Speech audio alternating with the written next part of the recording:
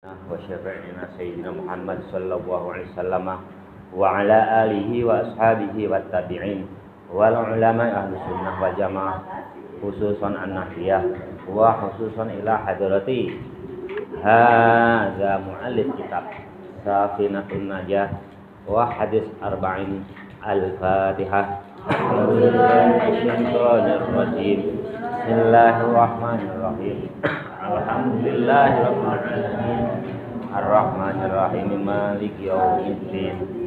Iyyaka na'budu wa iyyaka nasta'in.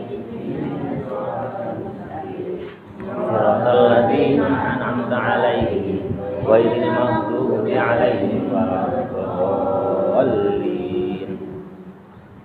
Halaman 100 ya. Ini juga 3 kali pertemuan lagi khatam. Bismillahirrahmanirrahim. Faslun, ini bab yumbashul mayyitu. Yumbashul mayyitu ini bab menerangkan bolehnya menggali lagi kubur, menggali lagi jenazah yang telah dikubur. Jadi yumbasu itu menggali kubur, al-mayyitu mayyit. Jadi diperbolehkannya menggali kubur jenazah yang telah dikubur. Yumbasu menggali kubur kembali al-mayyitu mayyit li arba'in khisalin. Ada 4 perkara. Jadi ada jenazah mayyit yang telah dikubur, itu boleh digali kembali karena ada 4 perkara. Lil husli, yang pertama lil husli karena dimandikan.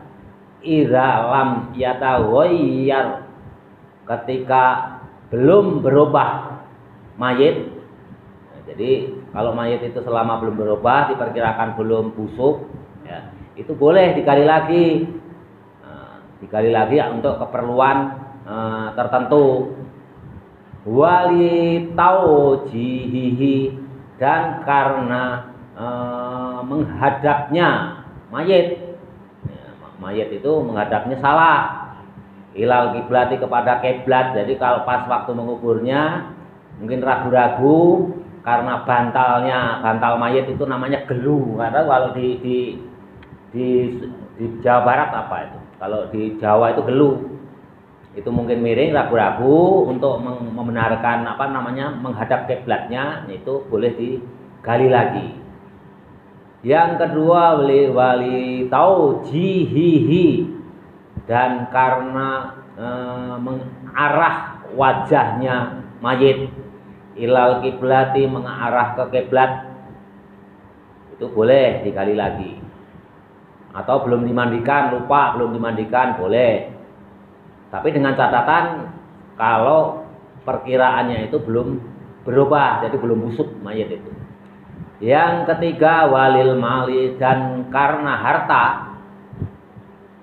Idza dufina, ketika dikubur, ma'ahu, bersama mayit. Jadi waktu mengubur idza dufina, ketika dikubur, ma'ahu, beserta mayit. Jadi waktu mengubur diperkirakan mungkin yang menguburkannya itu misalkan cincinnya ketinggalan. Ketinggalan atau apapun yang menguburkan itu, loh cincin saya mana, padahal harganya mahal, atau jam tangan atau apapun, dompet ketinggalan yang menguburkan itu. Nah, itu boleh digali kembali, dibongkar kembali. Yang ketiga. Yang keempat walil mar'ati, dan bagi perempuan, idza dufina, ketika tatkala dikubur, janinuha, janinnya jenazah, ya ini tentunya mayitnya perempuan ya. Idza dufina, ketika dimakamkan, ketika dikubur, janinuha, janinnya jenazah, ma'aha, berserta dengan jenazah. Wa amkanat, dan memungkinkan, hayatuhu, kehidupannya janin. Jadi kalau diperkirakan baru ditanam ya, misalkan ada orang meninggal, perempuan, begitu meninggal dimandikan, dimakamkan, sedangkan perempuan itu dalam keadaan hamil. baru sebentar, ya, baru ingat, ada yang ingat, itu hamilnya udah 7 bulan, berarti janinnya udah hidup. Nah itu buru-buru digali, dibongkar kembali, itu boleh. Ada. Kalau zaman dulu ada, itu ada. Nah, ini 4 perkara ini yang membolehkan makam itu dibongkar kembali. Selain itu nggak boleh. Jelas ya? Untuk keperluan adopsi. Nah itu hal yang lain. Otopsi itu untuk menegakkan keadilan, itu juga boleh juga. Itu. Hanya kalau zaman dulu waktu pengarang kitab ini tahun berapa ini? Ini kan belum ada otopsi. Sehingga tidak dimasukkan. Itu nanti ketemunya di kitab-kitab fikih yang di atasnya, mungkin di Fathul Mu'in atau Fathul Wahab. Nah, kalau kalian di sini nanti baca Fathul Mu'in, kalau baca bapaknya masih sehat, insya Allah juga bapak bisa. Kalau Fathul Mu'in berani. Tapi kalau naik lagi Fathul Wahab, bapak belum berani, harus ngaji dulu. Nah, karena belum pernah ngaji, harus ngaji dulu ya. Walaupun ngaji dulu itu enggak, kalau sekelas bapak kalau ngaji lagi itu enggak harus 1 kitab. Kalau bapak suruh baca Fathul Wahab, yakin bisa. Tapi belum berani mengajar karena belum dapat ijazah. Itu bedanya ya. Nanti ke kiai ya barangkali membaca 1-2 bab, nanti kiai itu melihat, oh udah kamu saya izinkan untuk saya ijazahi untuk membaca Fathul Wahab. Baru berani cari ijazah dulu. Jadi di pesantren itu ijazah itu persetujuan untuk mengamalkan sesuatu, itu disebut ijazah. Kalau di sekolah SMP ijazah itu ya ada angkanya, nilai kalian. Kalau di pesantren ijazah itu persetujuan seorang kiai, ulama atau ustadz untuk mengamalkan sesuatu yang diberikan pada kita, itu disebut ijazah. Di Indonesia menjadi ijazah. Ijazah itu arti katanya daripada bahasa Arab. Koper itu juga bahasa Arab. Kafaroyak furu kufron, koper, kafir, koper itu kan nggak kelihatan. Cover bed itu semuanya di bahasa Arab, cover, koper, bahasa Arab yang diadopsi oleh bahasa Indonesia. Jelas ya masalah jenazah yang boleh dibongkar. Bismillahirrahmanirrahim. Faslun, ini bab al-isti'anatu. Al-isti'anatu minta pertolongan, isti'anah. Kalau ada orang yang namanya isti'anah, berarti orang itu hendaknya kalian harus nolong terus, karena namanya aja minta pertolongan. Isti'anah ada ya. Faslun, ini bab al-isti'anatu, yang diperbolehkan minta pertolongan. Arba'u khisalin, ada 4 perkara mubahatun yang diperbolehkan. Mubahatun yang diperbolehkan, wa khilaful aula, yang pertama yakni menyelisihi yang utama. Yang pertama itu menyelisih yang utama. Misalkan ya umumnya orang wudhu itu kan umumnya ya wudhu sendiri. Nah, tapi kalau dalam keadaan tertentu nanti bisa minta tolong, minta isti'anah. Wa khilaful ula, yang menyelisih yang utama. Yang kedua apa? Wa makruhatun, dimakruhkan. Ada kalanya menyelisih utama, yang kedua makruh tapi diperbolehkan. Yang ketiga apa? Wa wajibatun, dan diwajibkan. Ya, ada hal tertentu nanti perkara nanti di bawah nanti mungkin dijelaskan. Nah, nanti kalau nggak dijelaskan ketemu di Bulughul Maram. Kalau nggak dijelaskan, Bapak agak trauma. Sekarang dijelaskan dulu, nggak taunya di depannya ada nanti. Nah, nanti dimarahi sama musonif. Yang ketiga wa wajibatun, diwajibkan. Fal mubahatu, maka yang diperbolehkan, hiya, yaitu takribul ma'i. Takribul ma'i, mendekatkan air. Fal mubahatu, maka yang diperbolehkan, jadi minta tolong itu diperbolehkan. Apa? Salah satunya takribul ma'i, mendekatkan air. Misalnya ada orang yang sakit, nggak kuat ngangkat ember sendiri, dia mau ke belakang, mau BAB, itu tolong itu dekatkan air, itu boleh. Fal mubahatu itu boleh ya, diperbolehkan. Wahila fal ula, adapun yang menyelisih keutamaan, hiya yaitu sobbul ma'i menuangkan air, ala nahwi mutawadhi'i, seperti umpamanya atas orang yang berwudu. Jadi keadaan orang tua atau stroke, dia wudu sendiri nggak bisa, kita diminta menuangkan air. Itu menyelisih yang utama. Harusnya yang utama yang namanya wudu ya wudu sendiri, ambil wudu sendiri. Tapi berhubung sesuatu hal karena sakit atau lagi dioperasi atau apa, ya intinya tidak mampu melakukan sendiri, itu boleh. Itu boleh menuangkan air. Hiya sabbul ma'i, yaitu menuangkan air, ala nahwi mutawaddi'i, seperti umpamanya orang yang sedang berwudu. Wal makruhatu, adapun yang makruh, hiya yaitu liman yuhosila, liman kepada orang yaghsila, liman yaghsila kepada orang yang mandi atau menggosokkan badan atau mandi, a'dha'ahu, badannya. Yaghsila itu boleh memandikan atau boleh menggosok. Jadi kalau ada orang yang stroke atau orang yang sakit itu nggak bisa menggosok sendiri, nggak bisa mandi sendiri, nah itu bisa minta tolong, tapi itu hukumnya tetap makruh. Bagaimanapun juga, walaupun antar laki dengan lelaki itu juga dimakruhkan oleh mazhab Syafi'i itu. Orang sakit dimandikan itu makruh hukumnya. Jadi kalau bisa ya harus sendiri. Wal wajibatu, jelas ya, apalagi laki ke perempuan. Walaupun anak ke ibunya itu tetap hukumnya makruh kalau di sini. Karena apa? Ini hukumnya udah jelas makruh.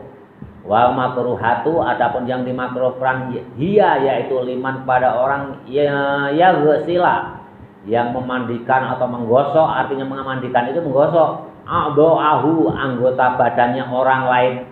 Nah, di sini nggak disebutkan, berarti memandikan ibunya, orang tuanya, itu sebetulnya juga hukumnya makruh. Wal wajibatu, yang terakhir, wal wajibatu, adapun yang wajib, jadi menolong orang yang wajib, minta pertolongan yang wajib, hiya yaitu lil maridi, kepada orang yang sedang sakit. Nah, orang yang sakit itu wajib minta pertolongan. Kalau nggak minta pertolongan nanti malah menjadi sakit lebih parah atau ya tidak bisa melakukan dengan sendirinya. Indal ajzi, ketika apes itu apa ya? Indal ajzi, ketika lemah itu ya sakit, artinya misalkan mau mandi nggak bisa apa-apa, orangnya sakit, hanya bergoler di atas tempat tidur misalnya. Nah itu hukumnya wajib. Tapi kalau selama tidak sakit, itu hukumnya makruh. Baik laki-laki dengan laki-laki atau orang laki-laki terhadap ibunya, sedangkan ibunya itu masih memungkinkan untuk mandi sendiri, itu hukumnya makruh. Tapi kalau sakit ya minta pertolongan kepada yang muhrimnya itu ya kepada anaknya.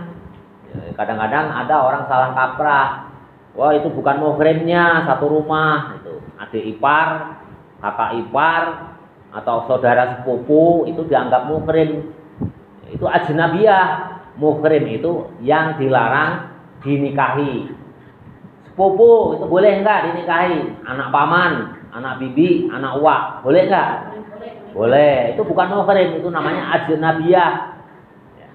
Kalau yang disebut muhrim itu saudara sekandung, paman, bibi, itu namanya muhrim. Ya salah kaprah ya, bukan muhrimnya, padahal kakak ipar, saudara ipar itu bukan muhrim, ajnabiyah. Suatu saat kakak ipar kalau istrinya mati, misalkan kakak atau misalkan suaminya meninggal, nah kita adiknya itu boleh menikahi. gitu. Turun ranjang, naik ranjang itu boleh. Gitu. Yang disebut muhrim itu saudara sekandung, paman, bibi, uwa, kakek, itu saudara sekandung. Jelas ya? Jelas. Ini juga tarikh khatam. Kekenyangan. Bismillahirrahmanirrahim, halaman 101. Faslun, ini bab. Udah selesai.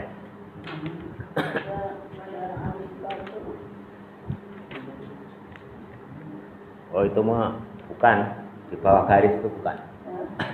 Di bawah garis itu bukan. Faslun, ini bab amwalu harta. Ini membicarakan masalah harta. Jadi nanti ada rinciannya, penjelasan lebih lengkapnya itu di kitab-kitab lain. Al amwalu harta allati taljamu yang wajib, yang lazim, bukan wajib. Allati taljamu yang lazim fiha, yang ada di dalam harta. Az-zakatu yang kena kewajiban zakat. Harta yang kena kewajiban zakat. Sittatun ada 6. Sittatun ada 6 anwa'in. Perkaranya, warnanya, macamnya. Sittatun ada 6 anwa'in macamnya. Yang pertama an-na'amu. An-na'amu hewan peliharaan. Yang pertama an-na'amu hewan peliharaan. Nah, nanti di bab zakat dibahas satu nisabnya itu berapa. Misalkan kambing ada harus 40. Nah, nanti dijelaskan di belakang ya. Tidak dijelaskan sekarang. An-na'amu yang pertama hewan peliharaan. Yang kedua apa? Wan naqdani emas dan perak. Nah, wan naqdani emas dan perak, ini hasil tambang ya, emas dan perak itu wajib dizakati. Binatang ternak juga wajib dizakati. Nah, nanti ada nisabnya. Kalau emas misalkan harus 99 gram, kalau kalian punya kambing harus 40. Kalau punya 5 ya belum. Itu mazhab Syafi'i, nanti di belakang. Tapi kalau mazhabnya Syaiban Ar-Ra'i, kalian punya satu pun wajib dizakati. Nah, waktu itu pernah ya Bapak singgung Syaiban Ar-Ra'i, Syaiban sang pengembala. Itu tandingannya, ilmunya yang selevel dengan Imam Syafi'i itu ya Syaiban Ar-Ra'i. Imam Malik itu gurunya di bawahnya. Ada muridnya, siapa namanya muridnya? Imam Hanafi yang dicari Imam Syafi'i yang ada di Irak. Itu namanya kalau nggak salah Abu Yusuf, Muhammad bin Abu Yusuf. Itu juga masih di bawahnya Imam Syafi'i. Jadi fikih itu ya Imam Syafi'i itu nggak ada tandingannya. Sebetulnya yang bisa menandingi Imam Syafi'i itu Imam Les dengan Imam Syaiban Ar-Ra'i. Itu yang bisa menandingi Imam Sufyan Ats-Tsauri. Mazhab Sufyan Ats-Tsauri juga alim tapi masih di bawahnya. Imam Lais itu selevel dengan Imam Syafi'i. Hanya muridnya itu nggak ada yang kreatif, nggak dibukukan ilmu-ilmunya Imam Lais ya. Memang zaman dulu itu yang membukukan Imam Syafi'i sendiri, bukan muridnya rajin. Ada muridnya Imam Syafi'i itu siapa yang paling itu Imam Rabi. Ya, Imam Rabi itu yang rajin, nulis itu dibukukan. Makanya sedangkan muridnya Imam Les ini nggak rajin membukukan, sehingga tinggalan Imam Les itu banyak yang terlupakan sehingga nggak terkenal. Itu yang rugi siapa? Ya keluarga besar yang sanadnya itu nyambung ke Imam Les, akhirnya terlupakan. Sedangkan mazhab Syafi'i itu sanadnya sambung menyambung. Misalkan di Pulau Jawa ini ya, kalau Pulau Jawa umumnya misalkan kalian mengenal Kiai Hasyim Asy'ari. Tahu nggak Kiai Hasyim Asy'ari? Itu pendiri NU. Itu punya murid, punya bapaknya Gus Dur itu ya. Punya murid ya tentunya banyak. Ada Kiai Abdul Karim Manan Lirboyo. Kiai Jazuli Ploso, ulama-ulama besar ini. Nah, Kiai Abdul Manan punya murid lagi Kiai Mahrus Ali, mantunya asal Cirebon. Nanti turun lagi Kiai Mahrus Ali punya murid siapa? Profesor Dr. Abdul Sirat. Atau turun lagi punya Gus Baha, turun. Naiknya siapa? Dari Kiai Hasyim punya guru Kiai yang Madura itu siapa? Kok lupa saya. Madura gitu Kiai siapa? Kiai Khalil Bangkalan. Bangkalan kalau sesama di Jawa. Atau di Mekah punya guru juga Kiai Mahfud At-Termasi dari Termas Pacitan, tapi ngajarnya di Mekah. Orang Pacitan itu ngajarnya di Mekah. Atau Syekh Hatib Minangkabau, itu dari Minangkabau ngajarnya juga di Mekah. Nah, itu nanti Syekh Termas, Syekh Hatib punya guru, namanya siapa? Abu Bakar Sato di Mekah juga. Nah, Abu Bakar Sato punya guru siapa? Kakaknya Umar Sato. Umar Sato punya guru siapa? Zaini Dahlan. Ini sambung penyambung. Insya Allah Bapak juga hafal sampai Rasulullah Muhammad Sallallahu Alaihi Wasallam. Sambung penyambung. Jadi nanti bab taklim muta'alim itu dijelaskan harus ada sanad. Nah, Imam Lais yang selevel dengan Imam Syafi'i itu sanadnya ya boleh dikatakan sudah terputus, sudah meragukan karena muridnya kurang rajin mencatat. Jadi kalau kalian jadi murid itu harus rajin mencatat dulu guru saya siapa. Nanti kalau kalian udah sukses, sudah rumah tangga, menjelang tidur hadiah Fatihah. Bapak itu insya Allah sampai sekarang kalau mau zikir Bapak itu yang menjelang tidur itu bisa setengah jam, bisa sampai 1 jam. Kalau hari-hari biasa zikir, Bapak jarang zikir. Ya, bedanya dengan orang lain. Guru Bapak itu yang entah itu di sekolah, di sanawiyah, di SMA itu kasih hadiah. Kalau udah yang meninggal kasih hadiah, guru ngaji kasih hadiah. Apalagi saudara itu Bapak sebut satu persatu malah. 3 bulan sekali Bapak sebut satu persatu. Adik Bapak, kakaknya Bapak, kakaknya kakek, sebut minimal 3 bulan sekali kasih hadiah Fatihah. Makanya kalau belajar Bapak itu walaupun belum pernah baca kitab, matlaah 1 kali insya Allah bisa baca. Enggak perlu lama-lama Bapak itu. Sodorkan kitab ini. Matlaah 1 kali insya Allah bisa baca. Itu apa? Itu salah satu kelebihan Bapak.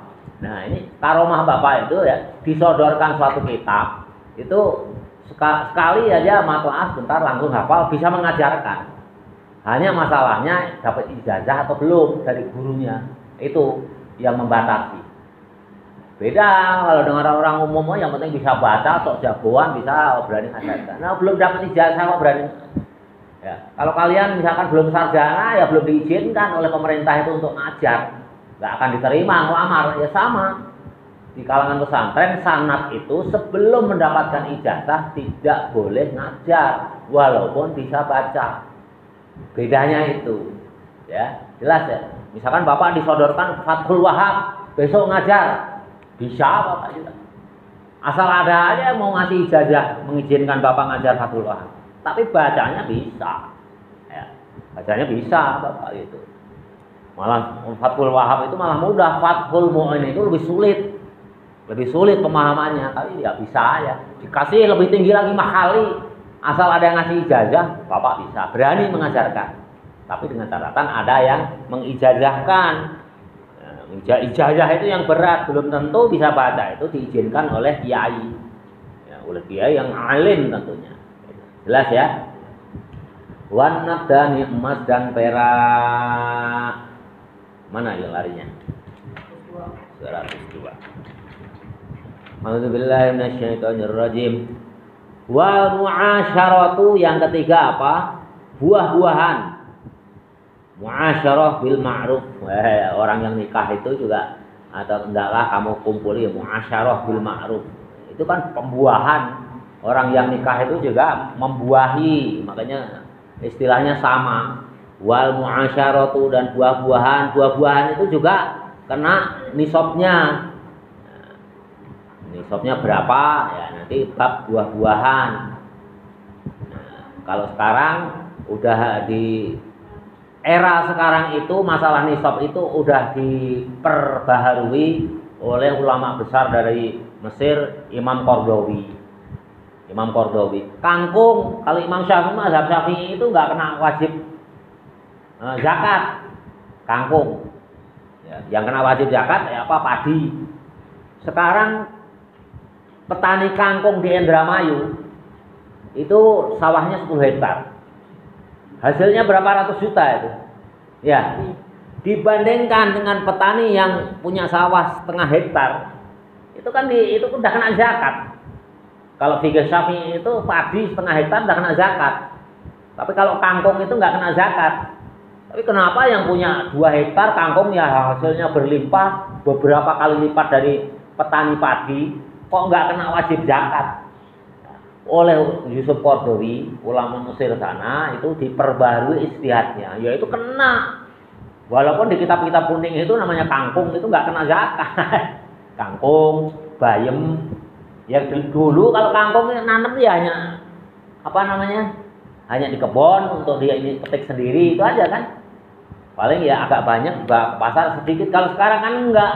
Kangkung itu dibudidayakan, bahkan ada yang menanam 3 hektar, 4 hektar, 5 hektar. Nah itu juga sekarang wajib kena zakat. Wal mu'asyaratu, dan buah-buahan atau tanaman. Nah itu tanaman.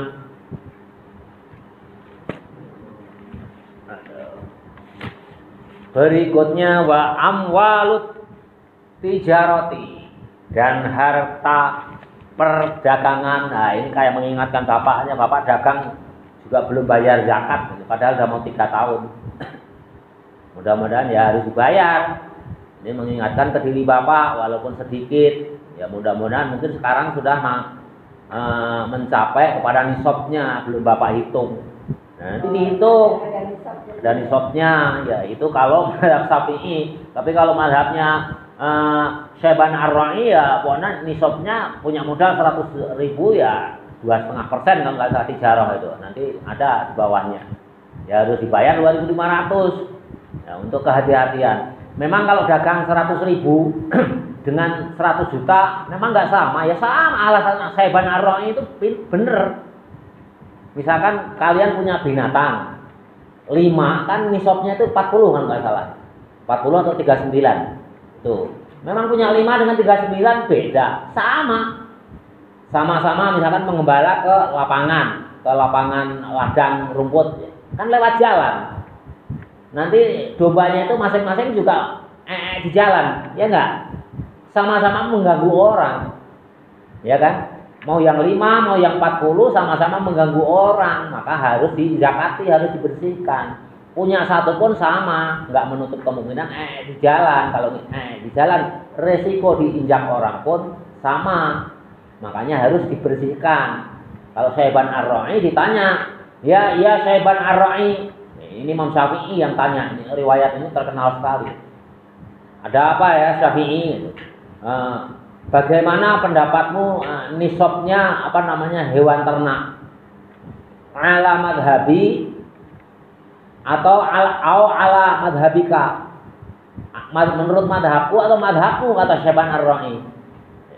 Ya Imam Syafi'i akhirnya menjawab, ya tentunya kalau madhabku kan udah jelas ya. Menurut madhabmu bagaimana? Kalau menurut madhabku ya satu pun udah kena zakat, wajib zakat, karena resikonya sama.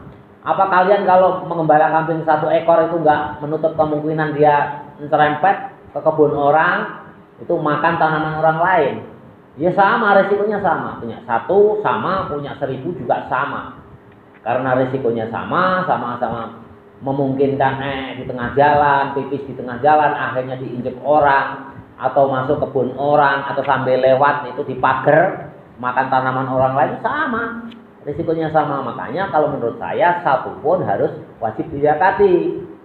Ini sebetulnya yang paling benar. Ini sebenarnya yang paling benar menurut syara. Tapi Imam Syafi'i kan tentu ada pertimbangan yang lain. Nah, nanti kita bahas pertimbangannya apa, nggak sekarang. Kelamaan nanti bacanya. Ini Safinah nanti masuknya ke Fathul Mu'in. Wa amwalut tijarati, dan harta perdagangan, wajibuha, wajibnya zakat, rubu'an usyrin, rubu' usyr. Jadi orang Arab itu ada istilah rumus matematika rubu' usyr. Rubu'un seperempat usyrin dari 10. Seperempatnya dari 10 berapa? 2,5 kimaten persen. Jadi di sini udah mulai dijelaskan bahwa zakat perdagangan itu 2,5%. Nah, mudah-mudahan Bapak juga akan segera ini seolah-olah mengingatkan ke diri Bapak. Nah, udah kena nisab belum? Ya seandainya nggak kena nisab pun ya harus zakat. Tapi seandainya tidak zakat pun Bapak udah diniatkan dalam sedekah itu termasuk zakat. Baru-baru ini ya, dua minggu berturut-turut itu tetangga Bapak itu ada yang meninggal. Yang satu punya anak kecil 5, masih kecil-kecil. Kalau setiap dia lewat, setiap jajan Bapak itu nangis. Terus yang hari kemarin itu hari apa? Hari Kamis ya? Iya, hari Kamis itu Bapak nggak sempat takziah, nggak sempat ngantar ke makam, pokoknya nggak sempat nengok aja. Baru ke hari Kamis baru kemarin kejadiannya itu. Itu masih muda, umurnya kurang lebih 40 tahun, punya anak 2. Dia kerjaannya itu tukang parkir di alun-alun Bandung. Kalau ke sana itu dari Bandung tuh naik sepeda, orang nggak punya sekali. Wah, udah orangnya nggak punya sekali. Anaknya 2, yang satu SMP, satu SD, meninggal baru kemarin. Wallahi baru kemarin ini ceritanya. Bapak dalam kondisi di rumah sendiri, dalam kondisi nggak enak badan. Kalian aja lihat Bapak kalau kesini tuh sehat. Nggak tahu Bapak itu kalau namanya urusan ngaji, sakit kayak apapun jadi sehat. Udah 2 hari masuk angin. Sampai nggak takziah, sampai sekarang belum ke rumahnya, belum takziah. Ke makam juga nggak ke makam. Ya. Bapak hanya titip salam. Nah, terus tadi malam, habis maghrib, kalau nggak salah itu habis maghrib. Itu anaknya datang ke warung Bapak beli kopi. Bapak sambil nangis. Tolong ini titipkan buat mama.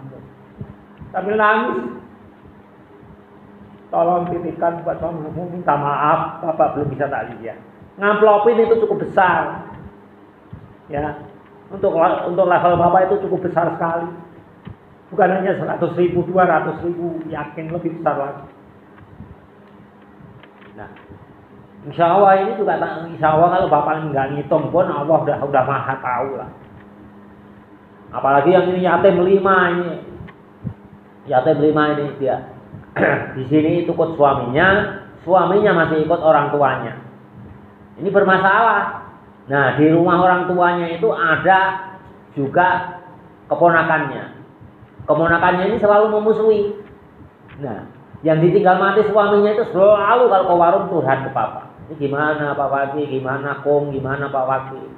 Saya udah nggak tahan hidup di sini, sekarang suami nggak punya. Mama saya udah meninggal, nenek saya baru 2 minggu yang lalu. Sedangkan bapak saya nggak tahu di mana rimbanya. Konon katanya ada di Majalengka.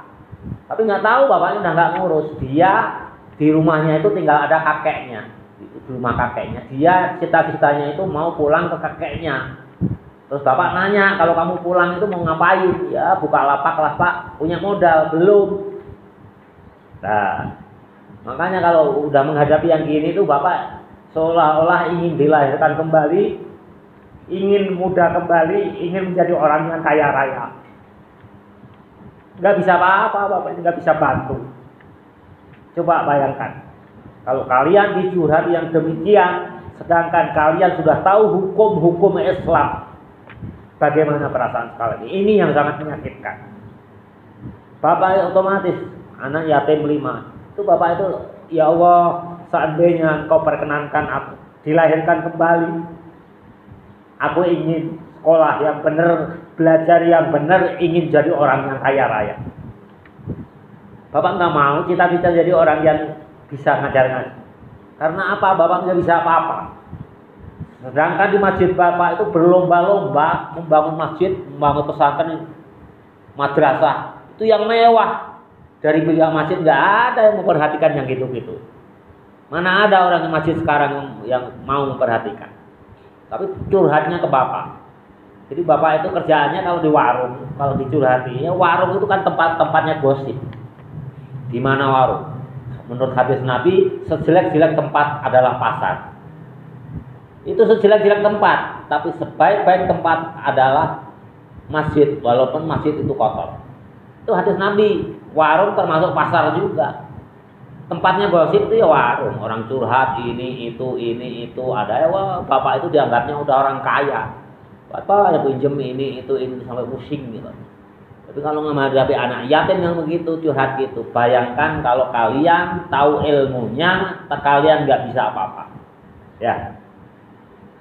Ya, itulah dunia. Makanya kalian harus bersyukur. Sekarang dididik di sini, ya, terlepas permasalahan orang tua kalian di sana di kampung halaman, ya lupakan aja. Yang penting kamu happy di sini, belajar dengan sungguh-sungguh, syukur. Ya, orang itu nggak ada yang sempurna, nggak ada yang ideal. Jadi zakatnya perdagangan itu adalah rubu'un usyrin, 2,5 kimatun persen urudut tijaroti, dari jumlahnya harta perdagangan. Jadi harta dagang itu 2,5%. Terusin halaman 105, ini sedikit-sedikit, makanya cepat khatam.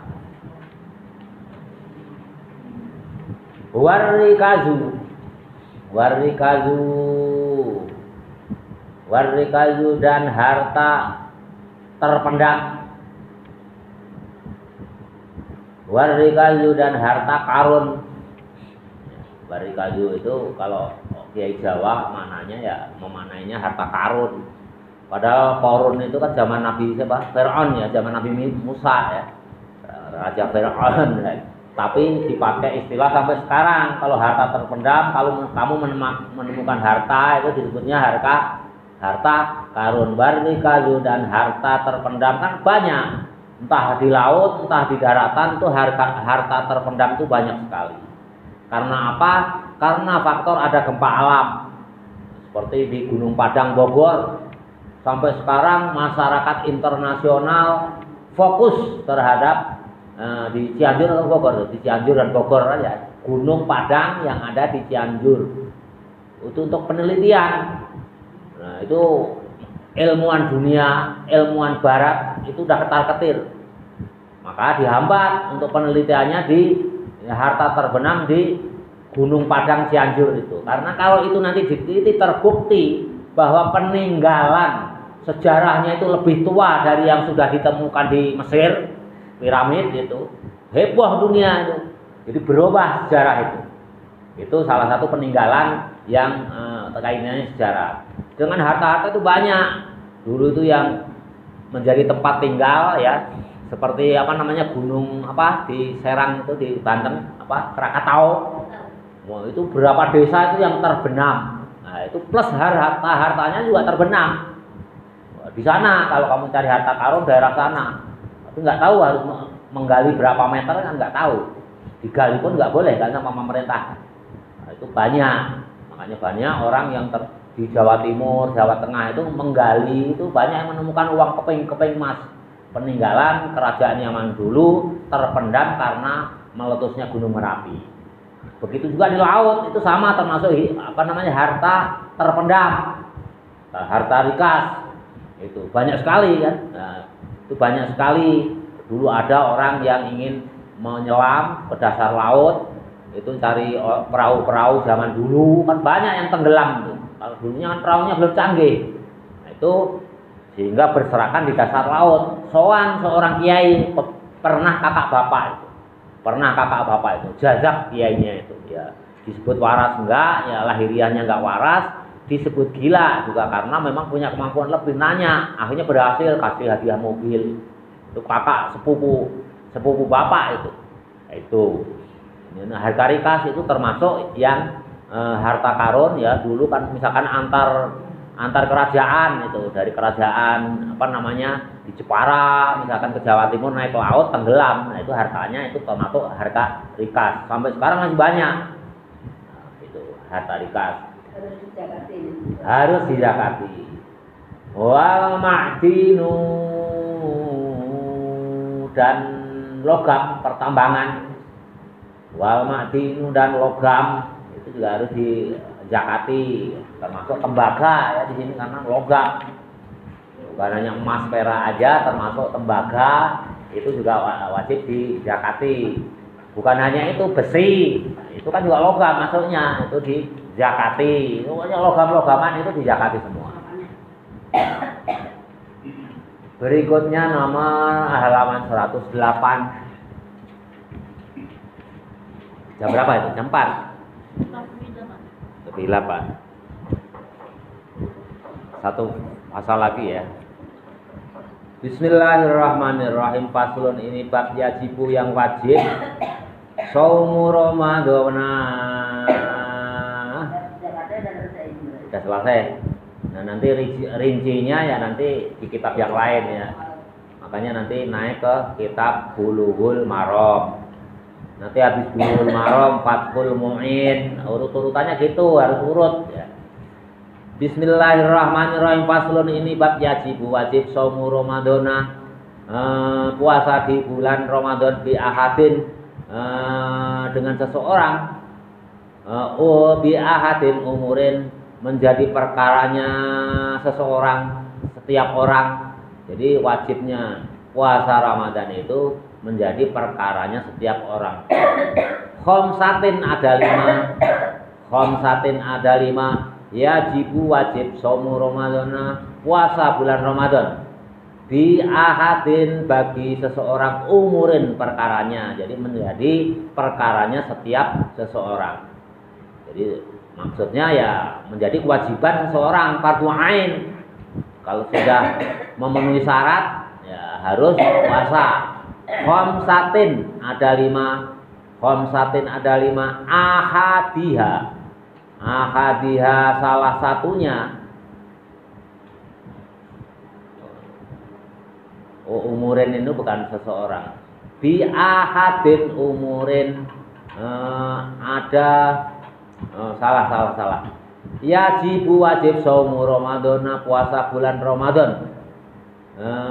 Bi ahadin umurin, dengan salah satu perkaranya. Ada beberapa perkaranya, bukan ke setiap orang. Ini belum menerangkan kewajiban fardhu ain, fardhu kifayah.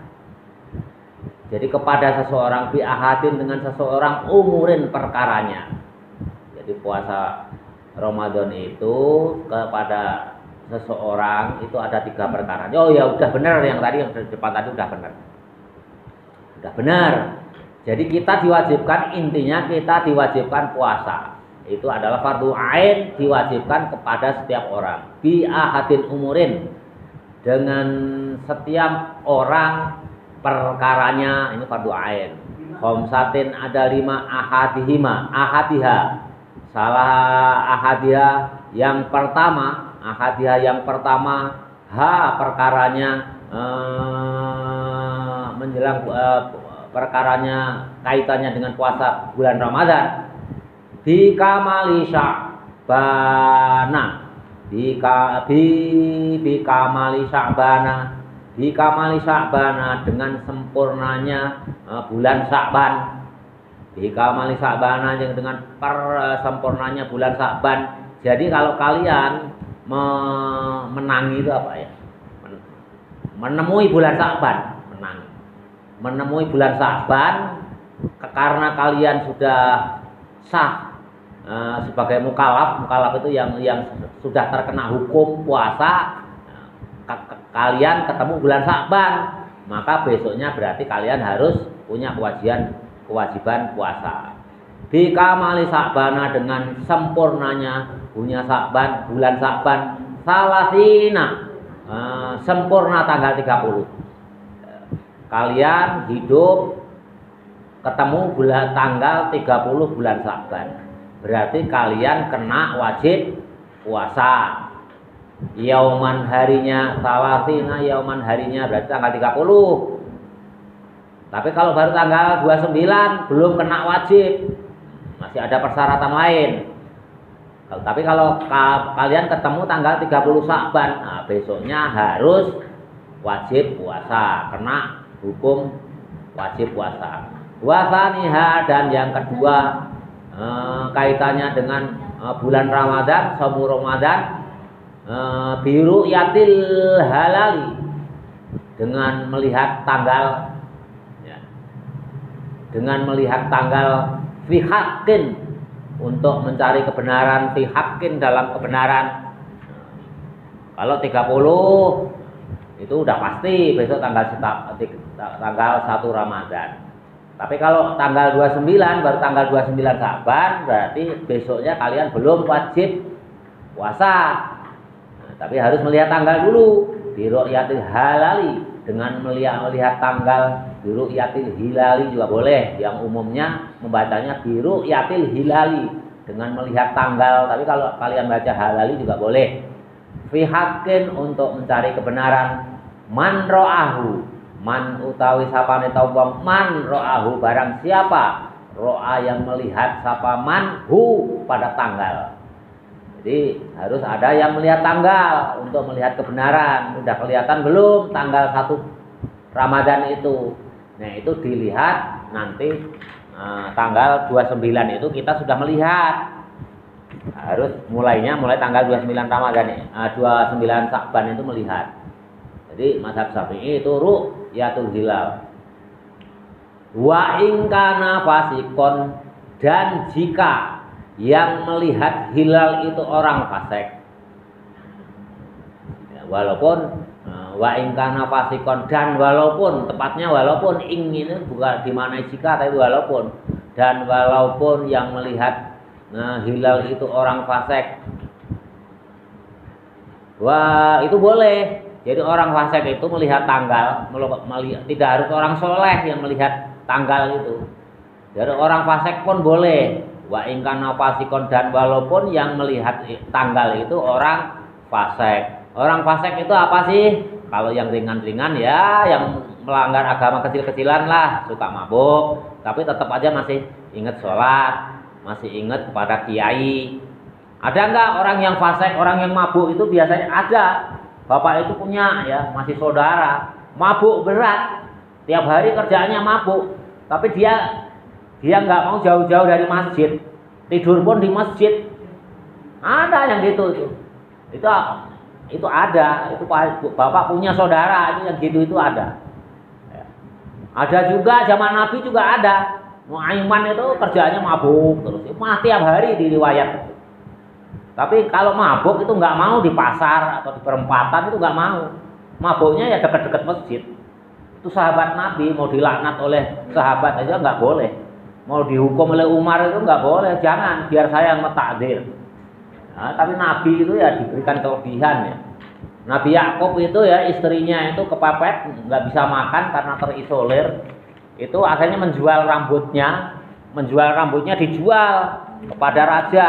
Dibeli mahal, kepepet ya nggak apa-apa, ya halal-halal aja. Tapi Nabi Yakub itu sudah bersumpah, kalau kamu melanggar agama pasti saya yang dihukum.